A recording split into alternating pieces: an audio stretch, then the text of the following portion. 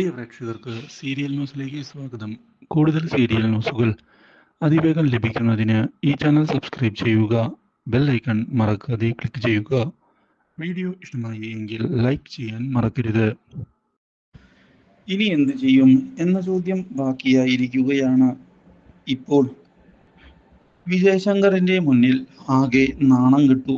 കാര്യങ്ങൾ കൈവിട്ട് പോവുകയും ചെയ്യുകയാണ്.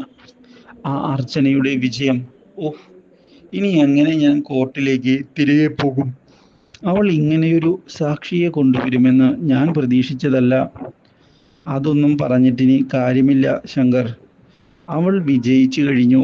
നിന്റെ മുകളിൽ അവളുടെ വിജയം പതിഞ്ഞു കഴിഞ്ഞു. ഇനി നിനക്ക് പിടിച്ചു നിൽക്കാൻ സാധിക്കില്ല. നീ ഇത്രയും നാൾ ഉണ്ടാക്കി കൊണ്ടുവന്ന ഇമേജാണ് തകർന്ന് താഴെ വീണിരിക്കുന്നത്. നിനക്കത് കണ്ടിട്ട് മനസ്സിലായില്ലേ? ഇതിനെനിക്ക് പ്രതികാരം ചെയ്യണം. നീ എടുത്തു ചാടി ഇപ്പോൾ ഒന്നും ചെയ്തിട്ട് ഒരു കാര്യവുമില്ല.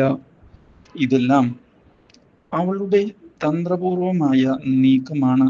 അതുകൊണ്ട് തന്നെ നീ കാത്തിരിക്കുകയാണ് വേണ്ടത്, നല്ലൊരു നിമിഷത്തിനായി. അതിനുശേഷം നിനക്ക് തിരിച്ചടിക്കാൻ സാധിക്കും. അതുവരെ ഒന്നും മിണ്ടാതെ കാത്തിരിക്കുക. അതാണ് നല്ലൊരു പോരാളി ചെയ്യേണ്ടത്.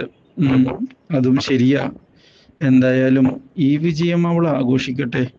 അധിക നാൾ നീണ്ടു നിൽക്കില്ല ഈ ആഘോഷമൊന്നും.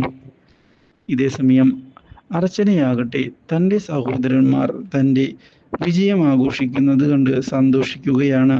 പക്ഷേ ഇതേ തുടർന്ന് കാര്യം, ഞാൻ വിജയിച്ചു എന്നത് സത്യം തന്നെയാണ്, പക്ഷേ ഇതൊരു തുടക്കം മാത്രമാണ്. അതുകൊണ്ട് ആരും ഇത് ഓവറാക്കേണ്ട ആവശ്യമില്ല എന്നാണ് എനിക്ക് പറയാനുള്ളത്. അയാൾ എന്തായാലും മറ്റേതെങ്കിലും വഴിയിലൂടെ തിരിച്ചടിക്കും എന്ന് എനിക്കുറപ്പുണ്ട്. ചേച്ചി, അതൊന്നും സാരമില്ല. ചേച്ചിയുടെ വിജയം അത് ഞങ്ങൾ ആഗ്രഹിച്ചിരുന്നു എന്നതാണ് സത്യം. അതുകൊണ്ട് തന്നെ ഞങ്ങളും വളരെയധികം ഹാപ്പിയാണ്. അതുകൊണ്ടാണ് ഈ ആഘോഷം. മനസ്സിലായോ? ചേച്ചിയും വാ എന്ന് പറയുകയാണ് അനിയന്മാർ. ഇതോടെ അർച്ചന കൂടുതൽ സന്തോഷിക്കുന്നു. Do like, share and subscribe.